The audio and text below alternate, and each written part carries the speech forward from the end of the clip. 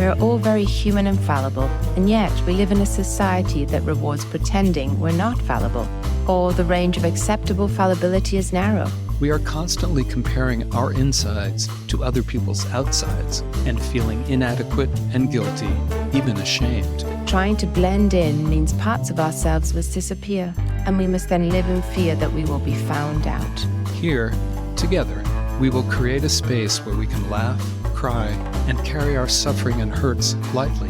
In the service of being deeply human. This is Life's Dirty Little Secrets. Welcome to Life's Dirty Little Secrets. I'm Emma Waddington. And I'm Chris McCurry. And today we are very thrilled to have Alex Graybar with us. Alex is an entrepreneur, writer, global traveler, and systems thinker dedicated to exploring creative, grounded solutions that bring people, nature, and progress into harmony. After several years in the technology world, where he launched social impact initiatives, Alex earned his master's from the Fletcher School of Tufts University, focusing on sustainability, societal systems, and power dynamics. This academic professional journey culminated in the founding of Votr, a civic tech platform designed to bridge the gap between citizens and their elected representatives. Today, Alex champions a philosophy he refers to as biological humanism, an urgent recognition that modern systems often conflict with humanity's innate biological and emotional needs, resulting in many of the issues we see bombarding our news headlines and social media feeds: societal imbalance, polarization, isolation, environmental degradation, to name just a few. Alex seeks to foster a world rooted in equilibrium, innovation, and genuine human connection. Wonderful. Welcome, Alex Graybar. Hello, both of you. It's great to be here. So before we hit record, you were telling us a bit about your journey, and which I thought was fascinating. But before we get into that, can we define what the dirty little secret is here that we're going to talk about and help people understand? Yeah, I think, I thought about this a lot when preparing for the podcast. What is the secret? What is the secret? And I recognized that the dirty little secret isn't exactly a secret. It's more so a reality that we've seemed to have forgotten. And it's that among all of the different things that are vying for our attention today, the poly crises that we like to talk about, isolation, polarization, climate urgency, you name it, we're probably worried about it. But through all of that noise, we've forgotten the simple truth that through it all, we are still animals. We're apes with anxiety, basically. We're multicellular organisms that can tell stories. So to put it simply, to answer your question, the dirty little secret isn't that the world is broken. It's that we're not built for the world we've created. We're animals. We're ancient, tribal, social creatures trying to survive inside systems that are designed to override our biology. And frankly, it's driving us nuts. I was reading about the biophilia hypothesis. You're familiar with that? E.O. Wilson. Yes. Tell us about that.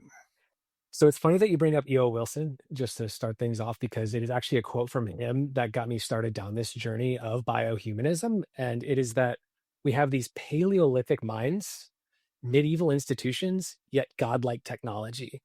And that is incredibly dangerous. And that is a quote that solidified something that I'd intuitively felt throughout my entire life. Starting very young, my folks got me out traveling internationally. But when I was 7 years old, I think was the first time I went to Poland, which is where my heritage is and my ancestry. But that kickstarted a lifelong desire to recognize the differences that we have as being beautiful, but that the sameness underlying it is through our shared foundations in biology, that at the end of the day, we are still animals. And so we're driven by those emotional functions as animals, things like love and purpose and shelter. Even if our religions and our stories that we tell ourselves are different, from Vietnam to Krakow, the mechanisms behind them are one and the same. And so there just seems to be this innate drive for us to be connected with nature, and that there's something very restorative about that. And there's a lot of interesting research that's gone into this. Hello, listeners. I'm Emma. And I'm Chris. And we are so excited to share with you our latest workbook, Just in Case Sits with Anxiety, which was published by Jessica Kingsley. The workbook takes us on a journey with Justin, who's about to have his very first babysitting job. He's excited, but quickly gets hit with a wave of what ifs. What if something goes wrong? Or what if he's not good enough? In the workbook, Justin overcomes the inevitable challenges of babysitting 2 toddlers whilst learning ideas and tools to help him understand his feelings and face those fears, whilst learning to do what's most important to him, being a kind and resourceful kid. Based on acceptance and commitment therapy, it's packed with activities for kids plus helpful tips for parents. Order now on Amazon to find out how Justin learns to tackle his worries and move forward with courage. Exactly. So I think that what's important to remember is that we haven't been around as long as we think we have. So the Earth, it's 4.6 billion years old, but our minds have trouble comprehending that. So if you try to scale that to something that we can understand, like 46 years, humans have only been around in the last minute. And in the last 30 seconds of that minute, we have had 2 industrial revolutions, and we're in the middle of a third technological revolution.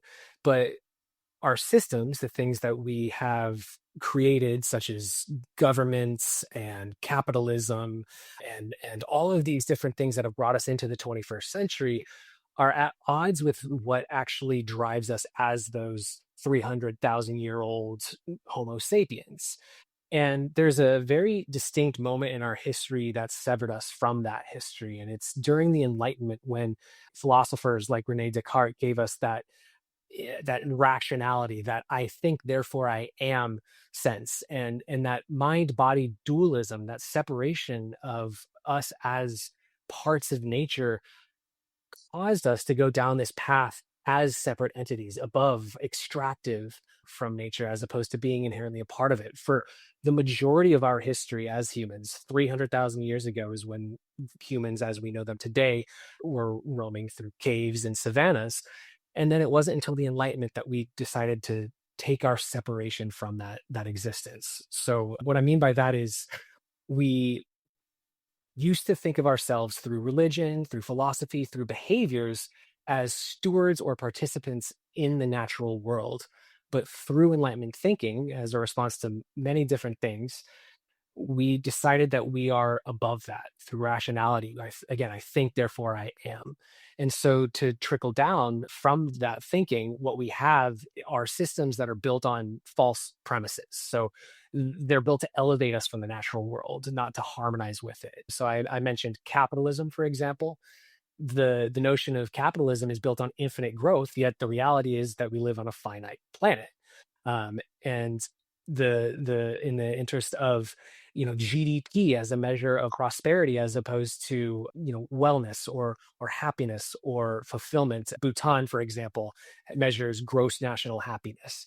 But GDP, though most of the Western world still uses as its barometer for well-being, doesn't take into account things like inequality, or the fact that 1% of the world has more wealth than the rest of the 90% combined. And that amount of inequality is just counter to what we see as these human animals. We seek belonging and we seek community. And when we see that there is this massive disparity between the haves and the have-nots, that festers at an emotional and spiritual level. And so the examples are countless in terms of what you can point to today that feels like it's wrong.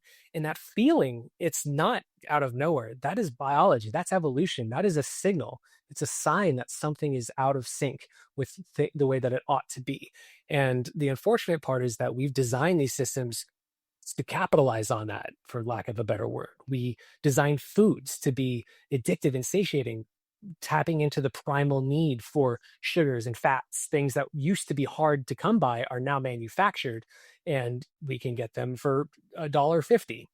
And the issue with that is that we are using capitalism and industry and all of these different mechanisms to tap into primal behaviors, but not the full scope of those behaviors. And what I mean by that is that we have used capitalism and this drive for infinite growth to tap into the short-term survivalist parts of our brains, the fight or flight, the fear of going hungry. The social media taps into our fear of not being accepted in our social bands.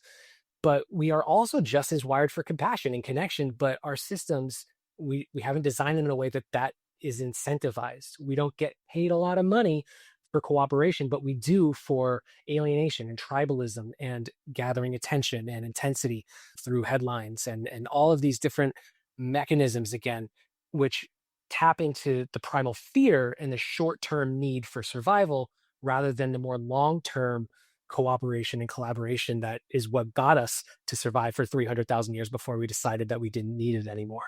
And when you say we, obviously we're talking about, you know, European culture, because certainly other cultures in the world, you know, have not gone down this path or not quite to the same extent. But yeah, that seems to have been the dominant script, you know, that we're all following, that competitive scarcity model that leads to all this craziness that we're experiencing. And yet a walk in the park can rebalance that almost immediately. So that substrate is still there to connect with that stuff. Yeah, I think you bring up a really valid point, and it's evidenced by a ton of research that even 5 minutes outside can recalibrate your nervous system. That the cortisol that spikes from all of these manufactured stressors, things like email notifications, social media feeds, the deadline on a project, all of these things release cortisol, which back in our ancestry, our actual evolutionary needs, it was a response to a threat that was immediate. But these are manufactured today. The stresses of today would be unrecognizable to our caveman ancestors. And to reconcile that, stepping back into nature where the rhythms are still natural, where the birds don't care what the stock ticker says, where waterfalls are still going to cascade even if there is a downturn in the market, you are primed for that. That's what biophilia talks about, is that we have this innate sense of attachment to nature, that when we step into it, it really fixes all of these chemical imbalances that are being brought forth through, again, these manufactured stressors. But basically, I wrote an article this week about how stepping outside is an inherent way to tap back into your sense of peace, that you can really train your nervous system, that there are no immediate dangers. There isn't a panther in the grass. You're not going to get eaten by going on a walk. And the feelings you have when you're in your office, whether you work from home or whether you're in the office, these, again, 21st century manufactured stressors that we've created have us feeling like there is a panther about to consume us. The headlines, the polarization that we see, that we think that we're on the brink of a civil war with the way that our social media feeds curate these aggravating headlines. And that is very real. The emotions there are real. But when you step outside, when you go for that walk in the park, when you just inhale a few times that fresh air and listen to the birds, it really centers you in that fact that you are safe, you are secure. And when you feel that, you think slower, you can become more generous and compassionate, and you're more grounded in the present moment, realizing that these things you can actually tackle. So a lot of my friends think that it's doomsday, that we're around the corner from literally a civil war, but that's because all they do is they wake up in the morning, they plug in their headphones as they go take the train into work, or they drive in their car alone on the highway, and then they spend 10 hours in an office on a screen, and then they go back home, and then they open up their social medias and they scroll and they see all of the disasters in the world at once, and then they rinse and repeat that. And that's the daily existence for a lot of people in the world today. And to break that chain, to break that cycle, to break that feeling of constant stress all the time, that we are surviving this moment, it's broken when you step out into nature and tap back into those primal needs, the things that you actually, as a human, fundamentally need, such as, is there a roof over my head? Do I have a sense of purpose? Am I loved? Am I hungry or not? And once you recognize that those things are in fact taken care of in this moment, you become much better equipped to navigate the complexities of the real crises that we are facing. But you can do so with a clearer mind and a better sense of your space in all of that. And simply, like you said, by going for a walk in the park. This isn't 3-day darkness retreat that Aaron Rodgers would take. This is simply going outside and breathing the air that's already there. We're interconnected with it naturally. Well, we'll have a link to your essay in the show notes that people can read. I appreciate that. I think they will fairly much enjoy. Well, it really doesn't take very much. I was reading about an Australian study where they put some folks on a computer doing some very dull, repetitive task. And about halfway through, they had half the group look out over a flowering green rooftop. And then they went back to the task, and they had the other half of the people doing it look at like a concrete roof. And the people that looked at the flowering green roof 40 seconds had fewer mistakes in the second half of the dull tasks. 40 seconds. That was enough to just, recharge things. Yeah, it can be very simple things. Just looking into the eyes of the person you're with can do the same thing. I'm loving this conversation. What I was thinking as you were talking about our kind of default at the moment, that we've got ourselves into this place where we're operating a lot from that fight or flight system, and that we've had a few conversations we had one with Ross White about this overachievement culture that we're stuck in, that we're constantly striving. And we have one coming out, I think, tomorrow on this concept of toxic striving, that is relentless. And Ross White talks about needing to relent more. And it sounds like, listening to you, described really well how that system sort of perpetuates by what we consume, and I'm doing air quotes, be it sort of social media, be it, whatever we're watching on YouTube, this narrative that we need to do more to be more, that, we have incredibly demanding roles, that we need to keep, striving greater and further. And any of these conversations has kind of reinforced this narrative that, it's very hard to get unstuck from that. And listening to you, I'm thinking that we often try to get unstuck from that by yet more thinking, like using narrative. And obviously the work that Chris and I do, we use language in therapy to get us unraveled from things that are not working.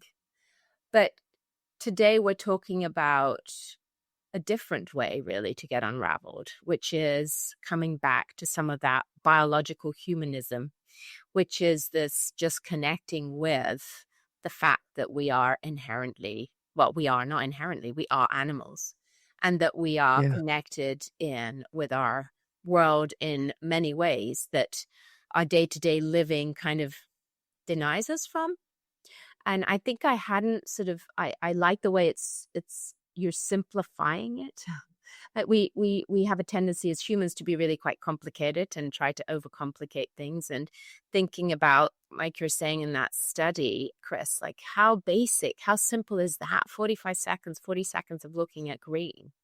Like that is totally doable. I can see how our brains wouldn't like something so simple, like it has to be much more complicated. But it's this, I'm loving this invitation to really sort of, to simplify our well-being into connecting more with nature, connecting more with other humans. I was just wondering, is it that we struggle so much to do this? As in listening to you and thinking, gosh, yes, of course.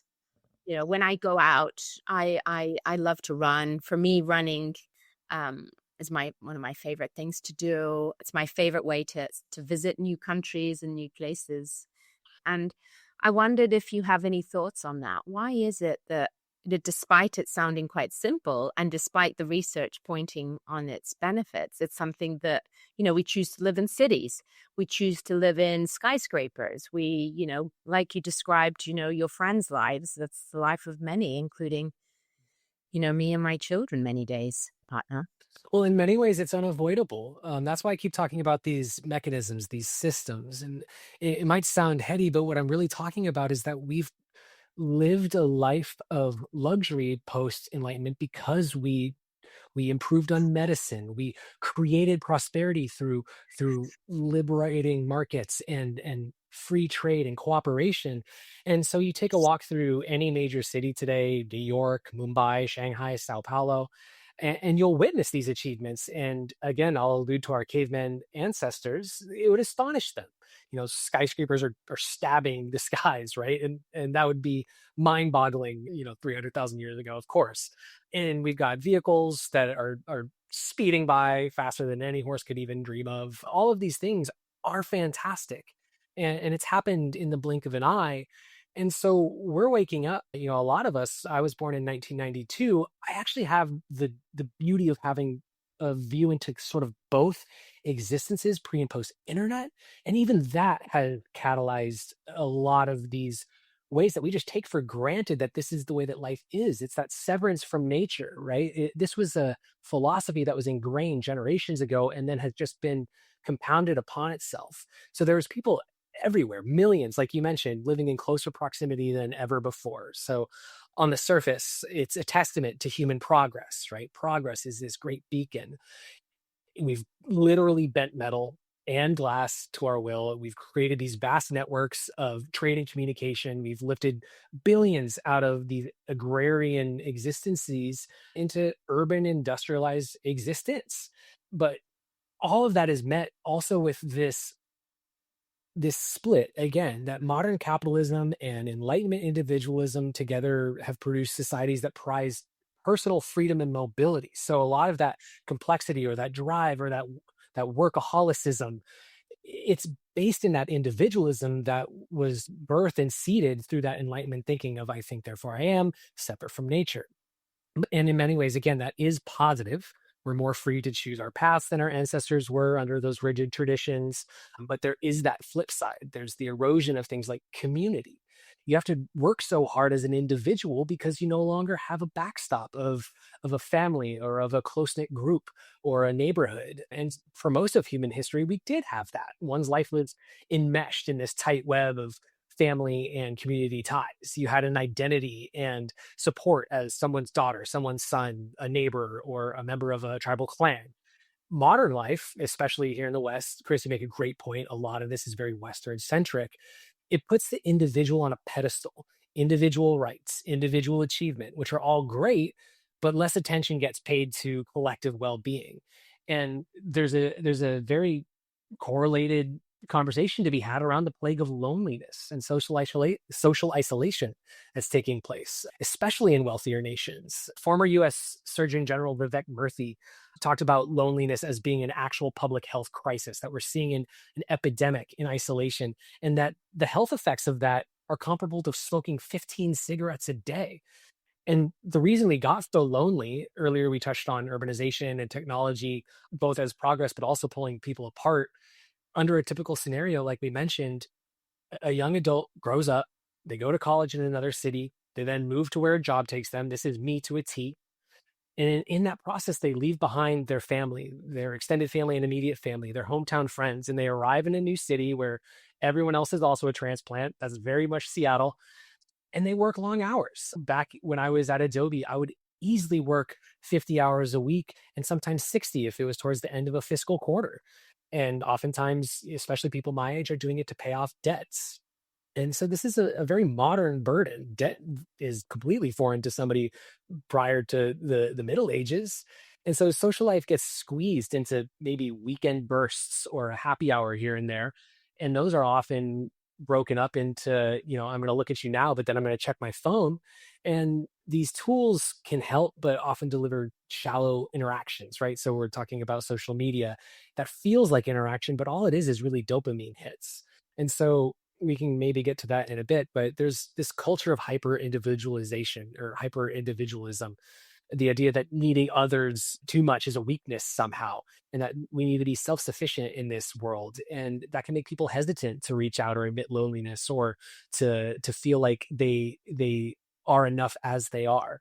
It's this mentality that we've birthed again through the seeds of separating ourselves from our animal nature and the cooperation inherent in that. I don't know if that answered your question about complexity and why we seek, if something seems too simple, it must be wrong. I don't know if that answered your question there, but it truly, in my opinion, it boils down to the fact that we create the complexity by nature of what we spend our time doing, which is scrolling complexity, which is, inundating ourselves with every single crisis that exists all at once every day, as opposed to in the past, it was, oh, Nana's a little bit sick. Let's make her some soup. Or we got to get the crops in, or Exactly. yeah, I don't know how this fits in, but B.F. Skinner years ago talked about how one of the problems with modern society is that we've been cut off from the immediate consequences of our actions. Like we do things now, and either there are delays or, it affects somebody on the other side of the world.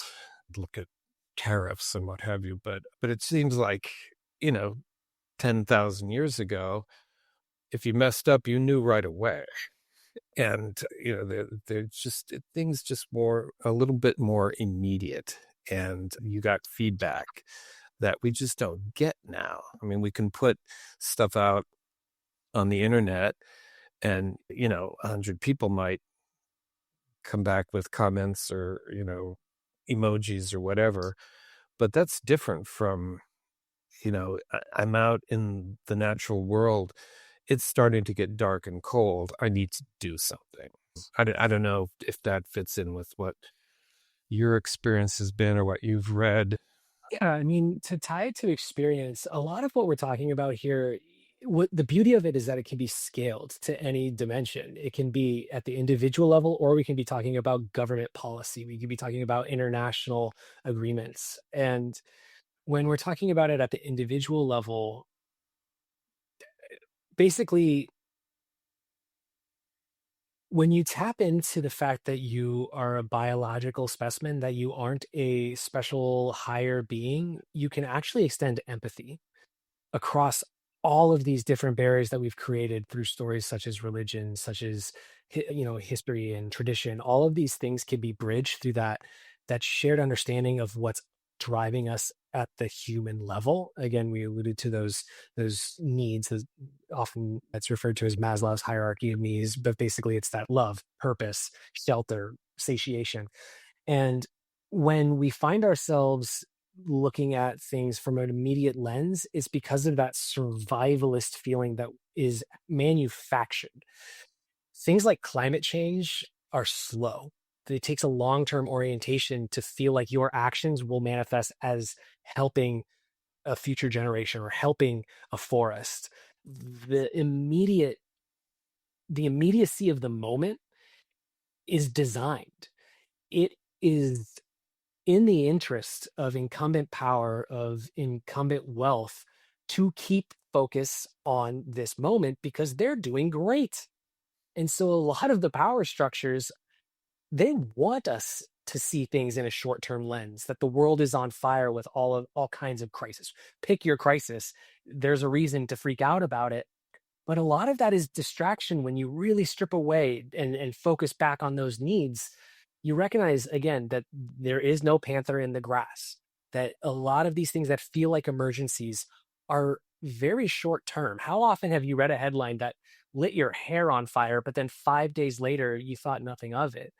And that's by design. You're inundated with this so that way you don't focus on the things that do have a long-term effect, such as voting in somebody who has a long-term orientation themselves, somebody who actually wants to see policy enacted that doesn't benefit themselves, but benefits their grandchildren. There's a very famous story, or maybe it's even a quote, about planting the seeds of a tree under whose shadow you'll never sit. I'm butchering it and paraphrasing, but ultimately the idea is that doing things not for yourself, but for future generations is actively against the interests of the incumbents of today's sort of Western structures.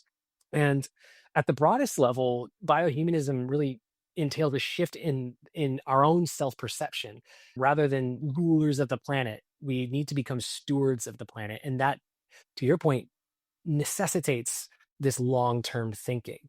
And back in prehistoric times, when what we're talking about, when we're just biological Homo sapiens, the threats were immediate, but when they weren't, all we did was cooperate and spend time. We played, we told stories to help younger generations gain wisdom from the older generations. And that's a whole nother conversation. But our modern society, it gates by age. Children are in school, the adults are in the office, and seniors are in homes. But that was never the case. We always used to have that interplay of generations so that it meant something to think of your children or grandchildren and what you're handing down to them.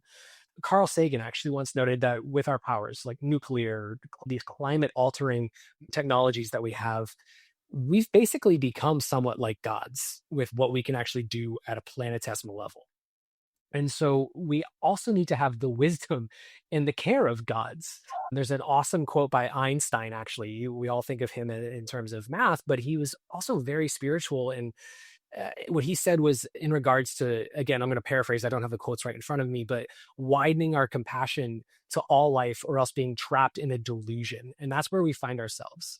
That if we truly internalize that we're a part of an interdependent web, then things like nationalism become crazy because it ignores these global impacts or short-term exploitation of resources without thought of future generations. It becomes unthinkable. So we almost have to shift gears into this long-term thinking because we no longer have actual short-term threats. And that, again, I'm speaking generally. Obviously, there are real threats to a lot of people in the ways that decisions are being made on behalf of folks without them actually wanting it. I'm thinking specifically of folks that thought that they were peacefully protesting something on a college campus and are now in holding cells in Louisiana.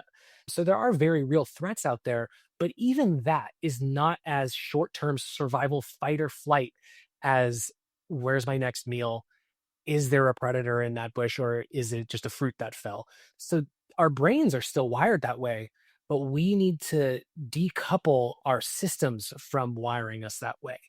And we see glimmers of this, things like the Paris Climate Accord, right? Although the United States has stepped aside from that, but nearly every other nation acknowledges the common responsibility for climate. There's treaties out there to protect biodiversity. So it is out there. And the fact that countries are discussing the rights of future generations, there's even some amazing things such as in Ecuador, they've got the rights of nature, where you have rivers, mountains, forests that get the same legal protections as community members, where you can actually sue for harm of a natural entity as if it was a human. And that's not to get into, I don't want to get like bleed into sort of like the spiritual side of animism or anything like that, but really that if we start creating the structures, the policies, the laws, the carrots and the sticks to force these structures like capitalism and infinite growth to recognize the long term, the long tail of their decisions today, then we actually have a way to reconcile the damage that we've done in the short span of 100 years.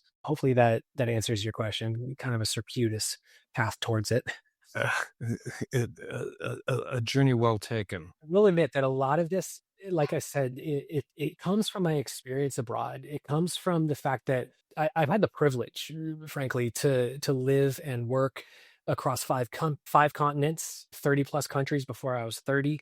And that is a privilege, but it was a very intentional privilege that my folks raised me in Reno, Nevada, which when I was young, it's bigger now, but it was a very small town and it was pretty homogenous. And they took me abroad at a young age to show me that there is diversity, that there is a humongous planet out there. And I am so grateful for that because it did give me that itch to go find out what can I learn. It can't all just be in this biggest little city in the world, which is what Reno likes to call itself, because I knew from 7 years old that there's something called pierogi and that's fantastic. And I want to sink my teeth into that, but I also want to know why pierogi, what about your history made this the national dish, et cetera, et cetera. But my point is that throughout my life, I've gone on these experiences. I've been to all of these places and there isn't a single one where I haven't been asked to come back and stay under somebody else's roof. And it's not because I was an expert in Poland. I was 7. And most recently, Rwanda. And it's not because I deeped over the culture of Rwanda and went in there as an expert. No, what I did is I went in as a human and I went in with curiosity and I let my wonder around the beauty of our differences color the interactions. but the shared humanity, the foundational layer of we are all driven by those same basic mechanisms, that was the common ground. That was the bridge that linked us. That it didn't matter if it was Vietnam, if it was Peru, if it was Scotland, everybody wants to laugh and everybody wants to know that the person they're interacting with is humble and can be open to differences and that they aren't correct all the time. There's no more boring conversation than somebody who has every single answer. It's we'll bring Star Wars into it. Only Sith deal in absolutes. But again, I feel like it is this natural shared foundation in biology that we can leverage to empathize across cultures to then come together to galvanize real systemic change. We cannot patch up our ozone if we're in our little tribes with tariffs and calling every immigrant the enemy.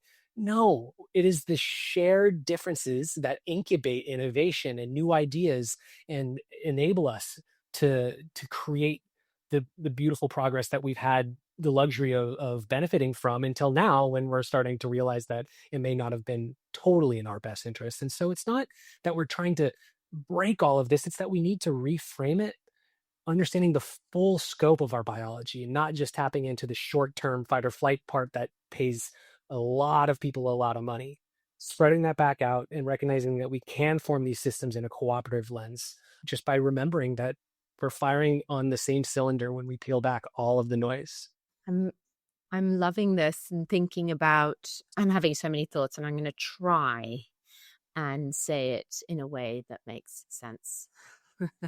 Because I'm thinking, absolutely, we have come to this place as a society because, our brains are incredible machines that want to find answers and want to solve problems. And even when there isn't a problem, our minds have a tendency to find one. And we've created, like you said, systems that have been phenomenal for the human race. We've got medicine. We don't die at the age of, 20 from childbirth anymore. Like, we're in a place where our brains and our minds have served us incredibly well. And there's been other costs to getting us to where we are today. And you spoke to, this sort of loneliness, this isolation. We see sort of mental health. We talk about mental health epidemics, especially we're talking a lot about mental health crisis in young people, especially young men. And I think of the communities that we've created where we are quite isolated, even though there's lots of people. We spend a lot of time, on devices, working really hard, thinking that we need to do the next big thing in order to survive.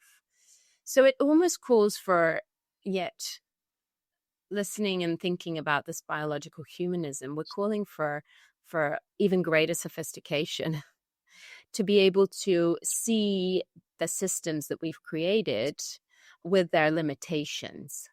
That's quite complicated because it's easier to sort of go with the flow, isn't it, in a way, and follow the narratives that we're given and buy into a lot of the anxiety that, if I think of conversations that I'm having every day, not just with my clients, but with my community, there's a lot of anxiety. There's a lot of worrying. There's a lot of catastrophizing, be it, about, where is my child going to study? What kind of job is he going to have? Are they going to be okay without us in this world? It's like there's a lot of preoccupation. And how do we cut through that and come back to some of the things that are inherent to us as humans that are good and important to us, that actually will do us good? And it brings me to think about a conversation we've had very recently, but really this idea that there are so many ways to come at this inherent problem that we have as humans, which is our tendency to be divisive and tribalistic and see each other as different.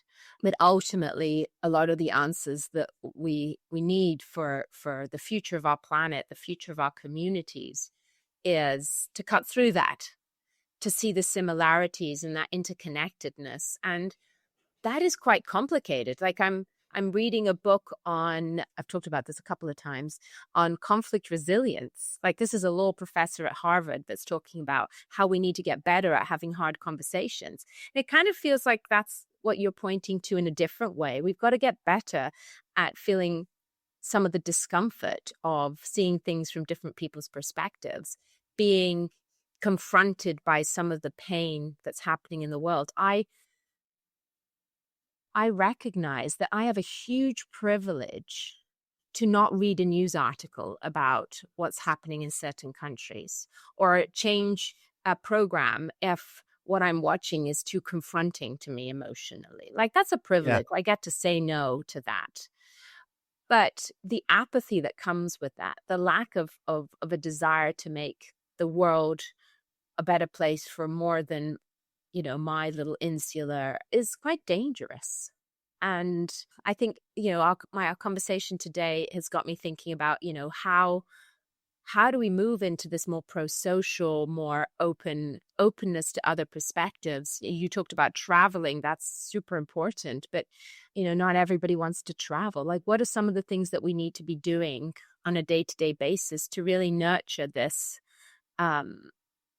interconnectedness with nature and each other? That is the best question. And I actually think that this is a great, almost, this is a fantastic optimistic end to the conversation, because it's actually very simple. We all have a sphere of influence. And that's what I was alluding to earlier with, biohumanism, or whatever you want to call it, just tapping into our innate sense of being natural, is that it can happen at any scale.